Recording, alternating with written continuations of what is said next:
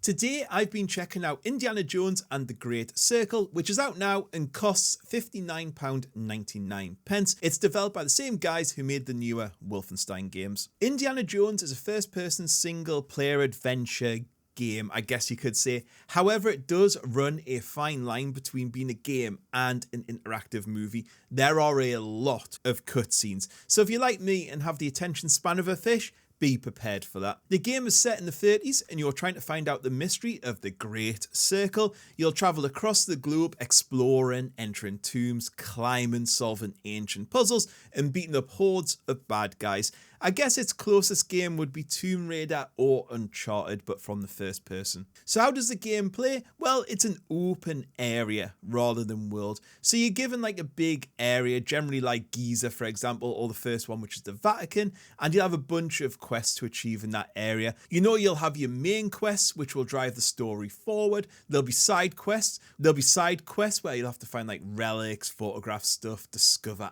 items, have a look around, find 15 of this, 20 of that. For doing these, you'll get points, which then you can use to upgrade your character. There are also little activities to find, so when you're exploring, you might find like a random door, or someone trapped in a room, or a mysterious symbol. Then you have to kind of do a side quest to work that out and complete it. Obviously, there are lots of tombs and places undisturbed for thousands of years to explore. This is where the game narrows its focus, and you'll see a lot of corridors, then into some sort of puzzle or trial area. You'll complete that, move on to the next area, that'll have some more trials to do, then you'll eventually get to your end goal. To get around the world, Indy can jump, climb, a little bit of parkour, and also swinging using his trusty whip. So you may see some guards like standing in an area, and you'll have to use some verticality to get up and around them without being seen. You know, in tombs, you might have to swing across gaps with spikes under them, that sort of thing. However, it does do that annoying current trend of making everything so obvious with white paint. So it'll be like, oh, where can I go here? Well, there's a rag hanging down from a ledge. Ooh, I wonder. Or, you know, it'll just be painted white. Ladders are totally like painted white as well, for I don't know why.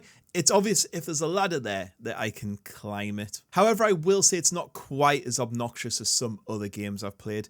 The game world is full of letters, artifacts, bandages, notes, money, and stuff to find dotted around. So checking each room you come across is useful, and looking around will find you clues and information you may need to complete certain tasks. Like there might be a safe, so have a look around for a letter with the code on, or there might be like a little puzzle to solve to open that safe. As I said, this game is in the first person, which works very well in this type of game. It really suits that exploring, jumping and climbing, because it really immerses you and like makes you feel like you're part of that character rather than seeing that person from behind. However, sometimes it can be a little bit annoying, especially when doing some of the jumping puzzles, because you can't quite see what you're looking at. But I will say in one area it lets itself down is combat. I don't think it works very well with combat at all. In fact, one thing that really brings this game down is the combat AI and stealth. It's a super stealthy game and the enemies are just stupid. Like, you will attack someone and the other guard is like standing 5 foot away and does nothing. It works on like a vision countdown. So basically, if you're seen, you have a few seconds to run away and hide, and then the guard is like, must have been the wind. When stealth is kind of one of the most important aspects of your game, and I know you can amend it in the options and make it a little bit harder, but I just never felt really like it worked for me. I just didn't think it was good enough. A lot of reviewers seem to be overlooking it for some reason, but it's kind of the core game mechanic. So, you know, you've got to make it good, and I just don't think the stealth worked. However, one thing I did love about the combat is the variety of weapons. Like, you can use anything from a spoon to a staff to a shovel, and it's always fun to attack a guard with a spoon. They do have durability though, so you can only like use the spoon say once. A shovel you might get 2 or 3 hits out of it before the break. There's also guns, but the game does not encourage these at all. They'll give you hardly any ammo, and due to the noise it'll draw kind of attention towards you. So generally your combat is going to be melee, which is a bit of a shame as the gunplay in Wolfenstein was great, so I would have loved to see more. Story wise, it's probably one of the best stories in a game I've seen for a really long time.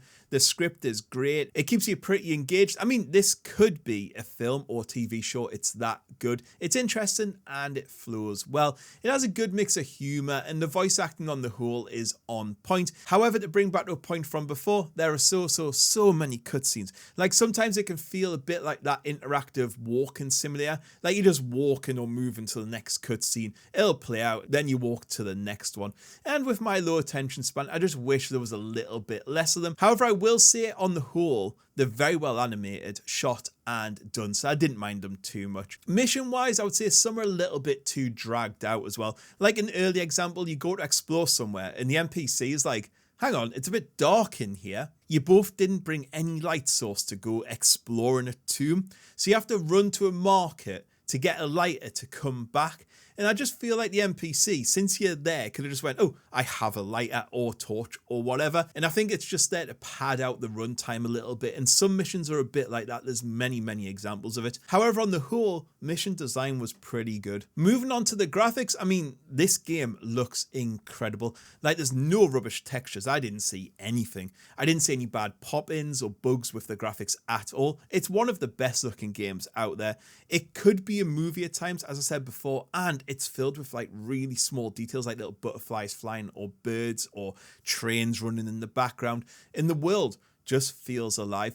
When you first arrive in Giza on mission 2, honestly, it looks like a picture. It just looks fantastic. And when you're in the tombs and stuff, wow, they just look so good. It's exactly how I'd expect a tomb to look. The only slight negative I would say is some of the animations on NPCs and ragdoll physics aren't the best. Sound design though is really well done, from the dialogue to the ambient sound. The music is great. I had no issues here. So in conclusion, this is a very rare game which mixes great storytelling, graphics, and generally good gameplay. It's a really solid game. I'm not sure it's worth all the very high scores it's getting, as it does have some issues, poor combat and stealth mechanics, which is most of the game. I also hate the way there's just button presses for everything. Like you want to open a door, press tab to get the key, E to put the key in, D to open the door. You know what I mean? Like open the drawer, E to interact, and then S to open. I think some of these could just been dropped in the name of quickness. However, I will say sometimes it does actually add to the immersion. Also, the puzzles are not very difficult and they're not terribly engaging after a while. And also your NPC character drops some really obnoxious hints constantly. Like the NPC be like, oh, there's a wall here. I wonder why this wall looks weird. Oh, look, there's a wall. Look, there's a mark on the wall. And you're like, come on, I've been in this room for 2 minutes. Like, I wish I'd just give you a bit more time. Maybe if you were stuck after 10 minutes, or you could speak to them and go, I'm a bit stuck. Would you mind helping? As it just feels like there's no working things out for yourself, and it can feel a bit too linear at times. But for the story and graphics, this game excels, and it's worthwhile experiencing that for yourself. Anyway, guys, that's all I've got to say. Catch us all later. Goodbye.